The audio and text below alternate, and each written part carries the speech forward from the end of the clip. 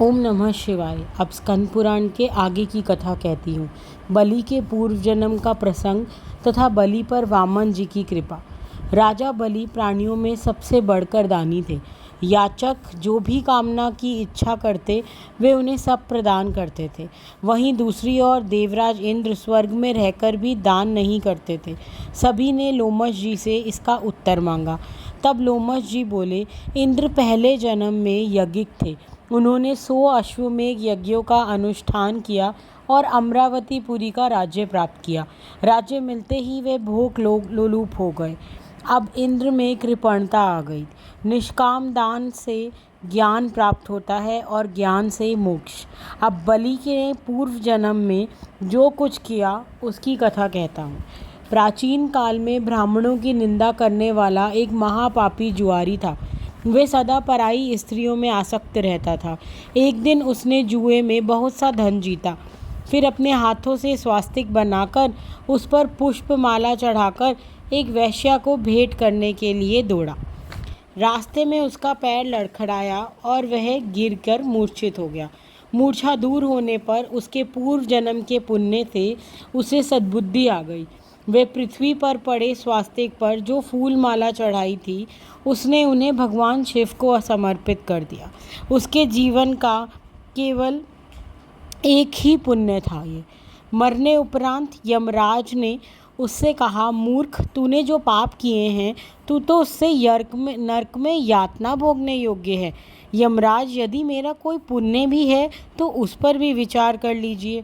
तभी चित्रगुप्त ने शिवजी पर अर्पित किए गए पुष्पों का वर्णन किया, जिसके फलस्वरूप तुम्हें 3 घड़ी के लिए इंद्र पद प्राप्त होगा। तभी बृहस्पति जी सभी देवताओं के साथ वहां आ पहुँचे और जुआरी को ऐरावत हाथी पर चढ़ाकर इंद्र भवन ले गए। अब गुरुदेव ने इंद्र को समझाया कि इसे 3 घड़ी के लिए सिंहासन पर बिठाओ। उदासीन होकर इंद्र ने गुरु की आज्ञा का पालन किया और अब जुआरी इंद्र भवन पहुंचा। उसने वहां दान करना आरंभ कर दिया। ऐरावत हाथी ऋषि अगस्त्य को, उच्छेनाशवा नामक घोड़ा विश्वामित्र को, कामधेनु गाय महर्षि वशिष्ठ को, कल्प वृक्ष कौंडिन्य मुनि को दे दिया। अनेक प्रकार के रत्नों का दान अनेक ऋषि मुनियों को किया गया। जब तक 3 घड़ी पूरी नहीं हुई वे दान देता गया। उसके बाद वह स्वर्ग चला गया। अब जब इंद्र को अपने हाथी घोड़े नहीं दिखे तब उन्होंने गुरु बृहस्पति से वह गुरु ने उन्हें जुआरी द्वारा दिए गए दान से अवगत कराया। अब बृहस्पति जी से आज्ञा पाकर इंद्र यमराज के पास गए। वह सारी व्यथा कह सुनाई और पूछा कि जुआरियों को मेरा स्थान कैसे दे दिया।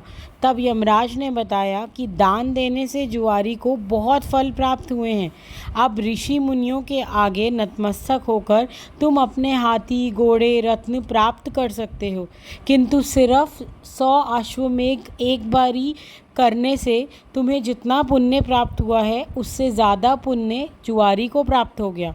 इंद्र ने अब सब ऋषि मुनियों के आगे नतमस्तक हो अपना हाथी घोड़े रत्न सब दोबारा प्राप्त किया। अब जुआरी का पुनर्जन्म हुआ, जिसकी कथा हम कल कहेंगे। अगर आज की कथा पसंद आई हो तो कमेंट में ओम नमः शिवाय ज़रूर लिखिएगा। ओम नमः शिवाय।